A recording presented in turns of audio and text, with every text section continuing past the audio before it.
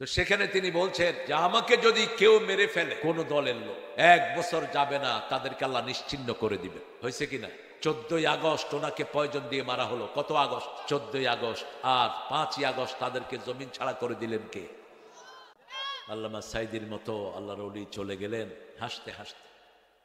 কি অবস্থায় গেলেন? হাসতে হাসতে। 13 বছর এই টেবিলের চেয়ে একটু বড় একটা জায়গাতে তাকে রাখা হলো। 13 বছর। কত বছর? কোনো অপরাধ নেই। 13 বছর ডায়াবেটিসের রোগী, প্রেসারের রোগী, হার্টের রোগী, কাউকে কোনো কমপ্লেইন দেননি। যখনই সুযোগ পেতেন কার কাছে দাঁড়াতেন? আমার জীবনে আমি বহু মাহফিলে আল্লামা সাইদির ব্যাগটা ধরে গেছিলাম। আমি দেখেছি কি আমল তিনি করতেন। কোন রাত পাইনি যেই রাতে তিনি তাহাজ্জুদ পড়েননি। আর সব সময় একটা দোয়া করতেন, আল্লাহ আমাকে শহীদ করেন।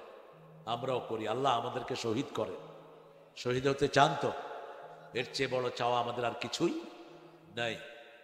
5 জন লোককে ফাঁসি দেওয়া হয়েছে। 5 জনই হাসি মুখে গিয়ে ফাঁসির রশি গলায় লাগিয়েছে, হাসি মুখে। মতিউর রহমান নিজামীকে বলা হলো, ধরা হলো, 3 জন ধরলেন, এটা নিয়ম। 4 জন, তিনি বললেন হাত ছেড়ে দাও। বলছে স্যার এটা নিয়ম। আমি নিয়মের বাহিরে। ওটা ফাঁসির রশি না, ওটা জান্নাতের মালা। কাদের মোল্লা বলছে ওটা ফাঁসির সিঁড়ি না, ওটা জান্নাতের সিঁড়ি।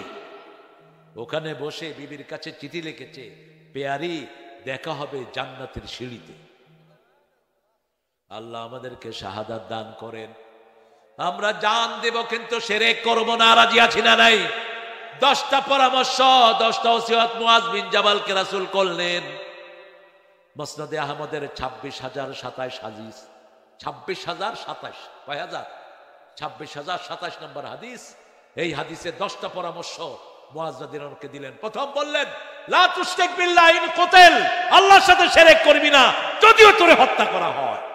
আমরাও কোনো মুশরিককে জায়গা দেব না। ঠিক না বাটি? কোনো মন্দিরে যাবেন না, নিষেধ। কোন মূর্তির সামনে যেন কোনো মুসলমান না যায়, কারণ মূর্তির উপর সবসময় লানত দেন কে? আল্লাহ লানত দেয়। খবরদার নামাজ ছাড়বেন না। নামাজ ছাড়লে 1 ওয়াক্ত ফরজ যে ছেড়ে দেয় তার থেকে দায়িত্বের হাত উঠিয়ে নেন কে? আল্লাহ। খবরদার, জান গেলেও আমরা নামাজ ছাড়বো না। আল্লাহর নামে যেগুলো জবাই হবে সেগুলো খাবো, যেগুলোতে আল্লাহর নাম নাই সেগুলো আমরা খাবো। মান গায়্যারা মানারাল আরদ, জমিনের সীমানাকে যে চেঞ্জ করে দেয় তার উপর লানত দেন কে? যে মেয়েরা চোখের ভুরু ফেলে দেয় তাদের উপর লানত দেন কে? আমার মায়েরা, আপনাদের ইসলামে জান্নাতে যাওয়া সহজ। 4টে কাজ যদি করেন জান্নাতের 8টা দরজা খোলা। প্রথম হলো ওয়াক্ত মতো নামাজ। আজান হলো, কোথায় দাঁড়াবেন? নামাজে। 2 নাম্বার রমজানের রোজা। 3 নাম্বার স্বামীর খেদমত করবেন। স্বামী যত খারাপই হোক তার খেদমত করবেন। স্বামীও স্ত্রীর খেদমত করবে, স্ত্রীও স্বামীর খেদমত করবে। 2 জন 2 জনের খেদমত করবে। এটাই শিখিয়েছেন রাহমাতাল লিল আলামিন। মা আয়েশা বলছেন আমি জ্বরে ভুগছি, হঠাৎ করে দেখি একটা নরম হাত আমার তুলতুলে পা টিপে দিচ্ছে। তাকিয়ে দেখি রাহমাতাল লিল একটা কাপড় ভিজিয়ে এনে আমার জ্বরের মাথায় পট্টি দিচ্ছেন। চোখ খুলে দেখি রাহমাতাল লিল আলামিন। আবার আপনি স্ত্রীর খেদমত করবেন, স্ত্রীও স্বামীর খেদমত করবে। শুধু একা ছেড়ে দিবেন না।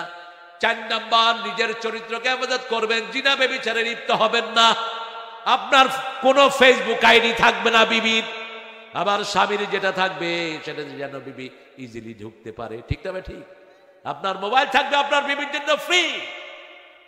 আপনার মোবাইলে যখনই সিক্রেট কিছু রাখেন তার মানে মোবাইলের ভিতরে কি আছে? কি আছে? শয়তানি আছে। আপনি বিবিকে ওপেন করে দেন, আপনার বিবি আপনার জন্য লেবাস। হুন্না লেবাসুন লাকুম ওয়া আনতুম লেবাসুন লাহুন্না। পোশাক, কি সুন্দর শব্দ আল্লাহ চয়ন করলেন। পোশাকের 5টা উপকার। পোশাক কখনো বদনামি করতে পারে না। পোশাক সৌন্দর্য বাড়ায়। ঠিক না ঠিক? পোশাক আপনাকে গরমে শীতে আপনাকে রক্ষা করে। পোশাক সব সময় শরীরের সাথে লেগে থাকে।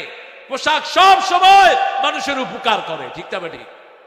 আপনি 5টা কাজ স্বামীর করবেন, স্বামী স্ত্রী করবে, স্ত্রী স্বামীর জন্য দোয়া করবে, রাসূল বলছেন ওই স্বামী শ্রেষ্ঠ যার জন্য তার বিবি দোয়া করে, ওই বিবি শ্রেষ্ঠ যার জন্য তার স্বামী। স্বামী স্ত্রীর জন্য দোয়া কোরআন শরীফে আছে না নাই?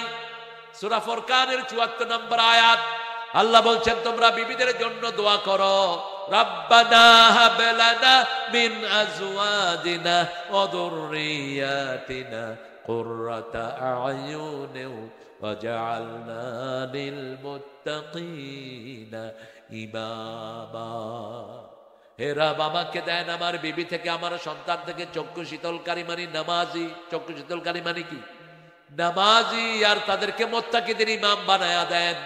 আপনার বাচ্চাদেরকে বেনমাজির প্রতিষ্ঠানে পড়ায়েন না। আপনার বাচ্চাদেরকে কোন মেয়েকে কোন ছেলের কাছে প্রাইভেট পড়াবেন না। নিরাপদ না, নিরাপদ না। 5 বছরের ইয়াসমিন ধর্ষিতা হয়েছে পুলিশের হাতে রংপুরে। 5 বছর। কয় বছর? 5 বছর। আপনি আপনার পরিবারকে সুন্দর করে রাখেন, আপনার বাচ্চাকে জিকিরের আওতায় আনেন। 5 ওয়াক্ত নামাজের পরে জিকিরগুলো আমরা ছাড়বো না। রাজি আছি তো?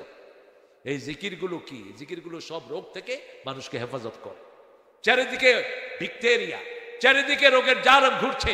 যখনই জিকির করেন চারিদিকে প্রোটেকশন লাগিয়ে দেন। কি? আল্লাহ লাগিয়ে দেন। রাসূল বলছেন যখনই কোনো কষ্টে পড়বা 3টা সূরা পড়বা। কয়টা? কুল হুয়াল্লাহু, কুল আউযু বিরাব্বিল, কুল আউযু বিরাব্বিল। এই 3টা সূরা পড়লে চারিদিক থেকে আপনাকে ফেরেশতারা ঘিরে রাখবে, কোনো বিপদ আপনার কাছে আসবে না। আল্লাহর কাছে তৌফিক চাই, আল্লাহ আমার ভাইদের আশাকে কবুল করেন।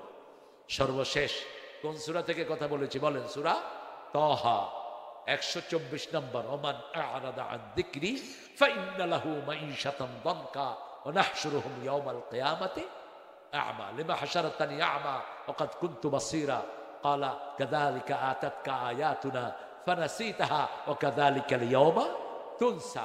এইভাবে তোমার কাছে আমার আয়াত এসেছিল, তুমি আয়াতকে ভুলেছিলে, আমিও তোমাকে ভুলে গেলাম। আমরা কেউ আল্লাহকে ভুলবো না। যখনই মনে হবে জিকির করবো কার, তাহলে ভুলা সময়টা জিকিরের ভিতরে দিয়ে দিবেন কে? শেষ হাদিসটা বলে শেষ করছি। রাসূল সাল্লাল্লাহু আলাইহি ওয়াসাল্লাম বলছেন কারো অসুস্থতার কারণে যখন সে জিকির করতে পারে না, অথবা বয়স বাড়ার কারণে যৌবনে নামাজ পড়েছে 12 রাকাত 14 রাকাত করে, বয়স বাড়ার কথা বলবো না,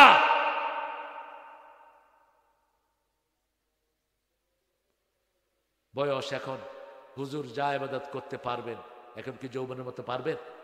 রাসূল বলছেন 40-50 পর্যন্ত যে ইবাদতগুলো আপনি রেগুলার করবেন, ধরেন 12 রাকাত নামাজ পড়তেন, তাসবিহ তাহলিল পড়তেন, বয়সের ভারে অসুস্থতার কারণে এগুলো না পড়তে পারলে অটোমেটিক আল্লাহ এগুলো আমলনামায় যোগ করে দিবেন।